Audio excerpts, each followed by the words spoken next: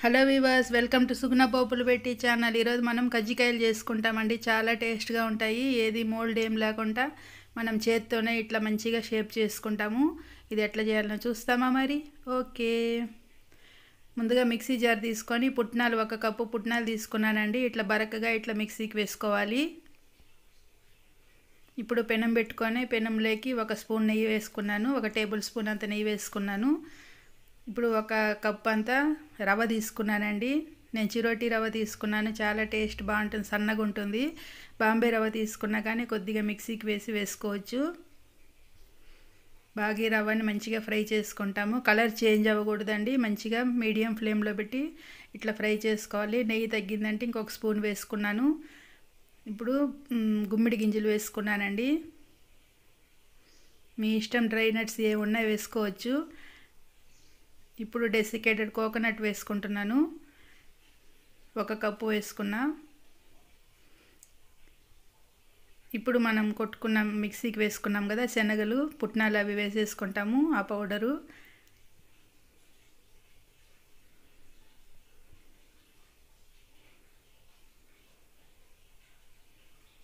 Stove మీద నుండి దించేసినానండి. ఇప్పుడు స్టవ్ బంద్ చేసుకున్నాము. ఇప్పుడు చక్కెర, దీనికి వచ్చేసి 1.5 కప్పు చక్కెర తీసుకున్నానండి నేను.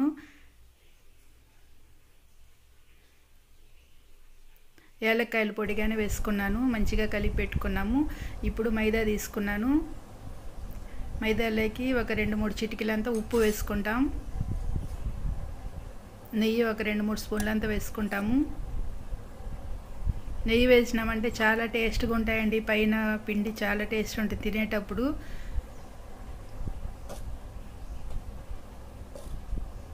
తగ్గిందంటే ఇంకొక స్పూన్ కానీ వేసుకొని మంచిగా ఇట్లా కలుపుకుంటాము. మీరు నెయ్యి ప్లేస్లో నూనె కానీ వేసుకోవచ్చు అండి, సన్ఫ్లవర్ ఆయిల్ అట్లాంటిది. పల్లి నూనె అవి వాడకూడదు, వాసన లేని ఆయిల్స్ వాడుకోవచ్చు.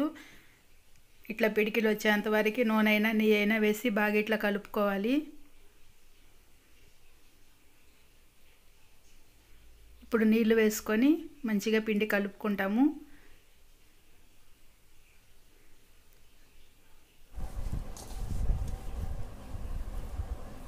బాగా ఇట్లా కలుపుకున్నాం కదా, ఇది ఉండలు చేసుకుంటాం. మనకి ఎంత షేప్లో ఎంత సైజులో కావాలో అంతంత ఉండలు చేసి పెట్టుకుంటాము.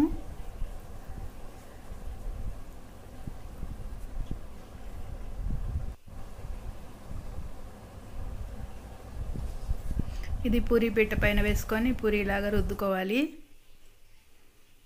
మనకి పిండి ఏం అవసరం ఉండదండి. ఇందులో నెయ్యి వేసి కలుపుకున్నాం కదా, మనకి ఇట్లా ఏం అతకదు.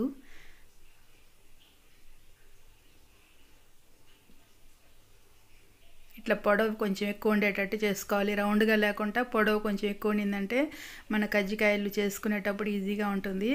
ఇప్పుడు పిండి పెట్టుకుంటాము. స్టఫింగ్ మనం చేసుకున్నాం కదా, అది పెట్టేసుకోవాలి. ఇప్పుడు నీళ్లు అద్దుకొని కొంచెం బాగా ఇట్లా చుట్టూ ఇట్లా పుయ్యాలండి, అతుక్కోవాలి మనకి.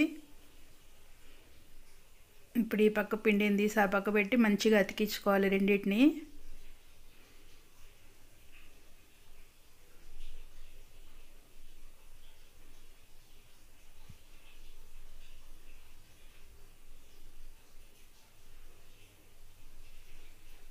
అతికించుకున్నాక ఇట్లా చేతిలో తీసి పెట్టుకొని కొంచెం షార్ప్గా చేసుకోవాలి.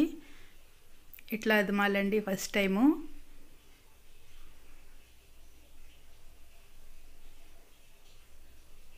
ఇప్పుడు ముందు పిండిని కొద్దిగా ఒత్తుకొని ఎడం చేయి బొటన వేలు కింద పెట్టుకోవాలి. మనం ఇటు ఒత్తుకుంటా పోవాలండి. ముందర పిండిని కొంచెం తీసి లాగినట్టు చేసి కొద్దిగా అదిమి ఇట్లా మడత పెట్టేసుకోవాలి.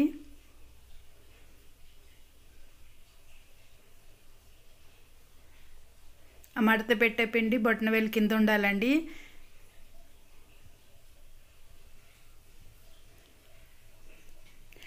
చాలా బాగుంటాయి ఇవి. చేసినామంటే ఊడదండి పూర్ణం, కానీ మనకు బయట ఊడి రాదు.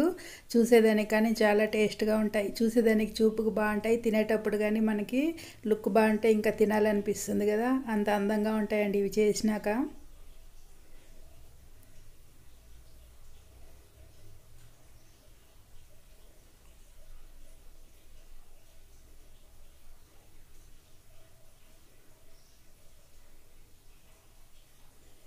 ఇట్లా కొంచెం ఇట్లా ఆగినట్టు చేసి ఇట్లా నొక్కడమే. ఇంకా బొట్టన వేలు కింద పెట్టేసుకున్నామంటే అది బాగా అతుక్కుంటుంది. ముందర ఇట్లా పిండిని కొంచెం స్టక్ చేస్తా ఇట్లా అదుముకోవాలి.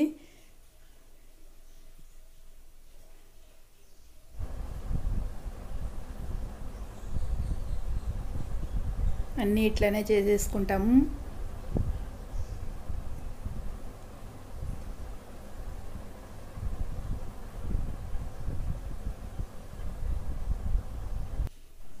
నూనె కానీ బాగా కాగిందండి. నూనెలోకి ఒక్కొక్కటిగా వేసేసుకుంటాం.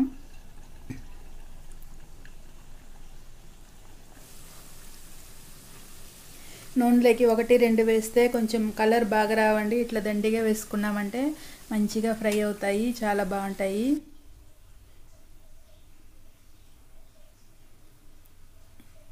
ఒకటి రెండు వేసినామంటే మాడిపోతాయి. దానికని ఇట్లా ఒకసారిగా అన్నీ వేసుకొని మీడియం ఫ్లేమ్ పెట్టుకొని ఇట్లా ఫ్రై చేసుకున్నామంటే చాలా కలర్ బాగా వస్తాయి. మనకి కరకరలాడుతూ ఉంటాయండి చాలా రోజులకు. కానీ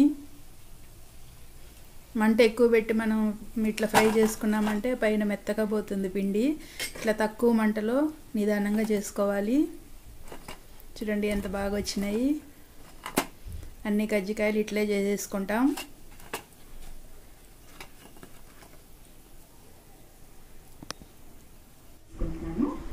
టేస్టీ కజ్జికాయలు రెడీ అయిపోయినాయండి. చూడండి ఎంత బాగున్నాయి చూసేదానికి. కానీ మనం కొంచెం కష్టపడి చేసుకున్నామంటే మనకి ఇట్లా చూసేటప్పుడు చాలా సంతోషంగా ఉంటుందండి. మీరు కానీ ఇట్లనే చేసుకోండి. ఈ దీపావళికి ఈజీగానే ఉంటుంది, చాలా బాగుంటాయండి ఇట్లా చేయడం వల్ల.